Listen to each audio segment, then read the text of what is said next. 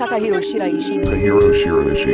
27-year-old Takahiro Shiraishi was Takahiro Shiraishi, later called the Twitter killer.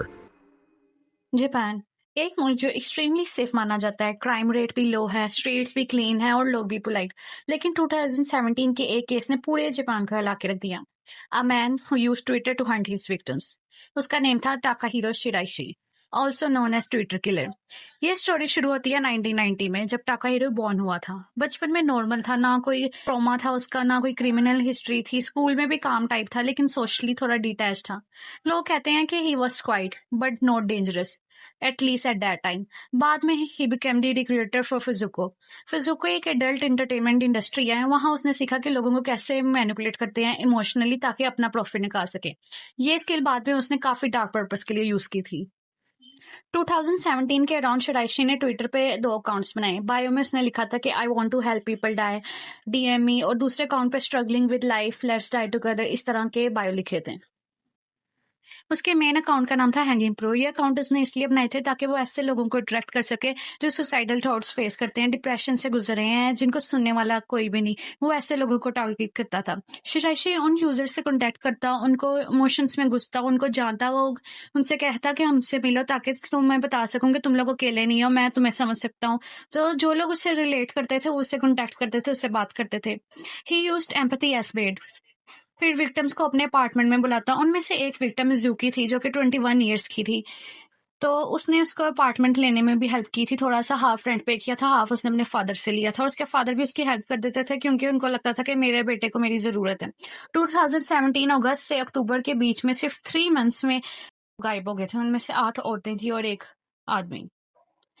जब neighbours को strange smell आई और sound feel होने लगी, तब उनको थोड़ा सा सस्पिशन तो रेस हुआ था, लेकिन उनके पास कोई प्रूफ नहीं था। उनमें से एक विक्टिम जो कि 23 इयर्स की ओल्ड की वुमन थी, जिसका नाम आइको था, वो भी एकदम से मिसिंग हो गई। लेकिन उसके भाई को उससे बहुत ज्यादा प्यार था, तो उसने उसकी इन्वेस्टिगेशन थोड़ी पुश की। उसने उसका ट्विटर वगैरह देखा, तो ट्विटर के बारे में जो चैट्स वगैरह थी वो पुलिस को बताई। पुलिस ने थोड़ा फॉलो अप रिसर्च किया, और उसकी जो लास्ट इंटरेक्शन थी वो शिराइशी से थी, इसलिए उन्होंने वो काउंट ट्रेस किया। कुछ लोगों ने कहना था कि पुलिस ने ट्रैप सेट किया था ताकि उसको पकड़ सके, उन्होंने गर्ल बन के किसी को भेजा था, और कुछ सोर्सेज के अकॉर्डिंग ट्रैप सेट नहीं था, बस एक सिंपल सी रिसर्च थी। जब अपार्टमेंट तक पहुंचे तो उन्हें एक हॉरिफाइंग सीन मिला। बैग्स, टूल्स और ह्यूमन रिमेन्स। एक छोटा सा रूम था, उसके बॉक्सेस में उसने ये रखे हुए थे।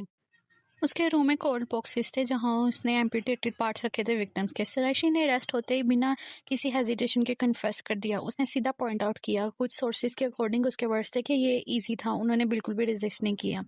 उसने क्लेम किया कि उसने ऐसे ही लोगों को टारगेट किया जो सच्ची में मरना चाहते थे, बट रियलिटी बहुत ज़्यादा डार्क थी। उसने खुद उनको मैनिपुलेट किया था, उनके वल्नरेबल माइंड्स का एडवांटेज लिया था, और उनको जज ने इसी तरह यही पॉइंट आउट किया था कि वो लोग तो पहले से मरना चाहते थे, इसमें से रक्षी का तो कोई कसूर नहीं है, उसने तो बस उनकी मदद की थी।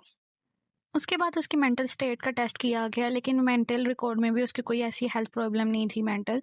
तो उसने कोई रिमोर्स नहीं शो किया, कोई पेन, कोई भी रिग्रेट नहीं था उसका। बस उसको ये रिग्रेट था कि वो बहुत जल्दी पकड़ा गया, मतलब अभी उसने और ज़्यादा लोगों को विक्टिम बनाना था। 2020 में कोर्ट ने उसको डेथ सेंटेंस सुनाई थी, और 6 मंथ्स पहले उसको हैंग कर दिया गया था। उसके बारे में जजेस ने कहा है कि उसने डिस्ट्रॉय किए हैं लाइव्स को, फैमिलीज को, और पीपल के ट्रस्ट को सोसाइटी पे। जापान में कैपिटल पनिशमेंट अभी भी होती है, specially for serial murders. Public opinion भी डेथ सेंटेंस के फेवर में ही था। इवन विक्टिम्स की फैमिली ने कहा था कि जस्टिस को सर्व होना चाहिए, और अभी ही 6 मंथ्स पहले उसको हैंग कर दिया गया। सबसे स्केरी बात ये नहीं है कि उसने लोगों को मारा था, लेकिन सबसे स्केरी बात ये है कि उसको अपने विक्टिम कैसे कितनी इजीली ऑनलाइन मिल गए थे, सिर्फ एक सोशल मीडिया ऐप, कुछ सिंपैथेटिक वर्ड्स और वल्नरेबल माइंड्स। तो इस केस से हमें पता चलता है कि लोगों की जो थिंकिंग है, जो उनका डिप्रेशन है, वो किस तरह उनको कैसे कोई भी उसको मैनिपुलेट कर सकता है। कुछ लोग उसकी हेल्प करने की बजाय, उसकी मदद करने की बजाय उसको इस तरह मैनिपुलेट कर सकते हैं अपने एफर्ट्स के लिए, अपने बेनिफिट के लिए, और अपनी सेटिस्फेक्शन, अपनी डिज़ायर के लिए उसने कैसे यूज़ किया लोगों को। तो ये था केस जापान का, जो सबसे हॉरर और सबसे टेरिफाइंग केस है। आपका इस बारे में क्या राय है, आप अपनी कमेंट्स में बता सकते हैं। और वीडियो पसंद आई है तो वीडियो को लाइक करें, शेयर करें और चैनल को सब्सक्राइब करें। सायोनारा।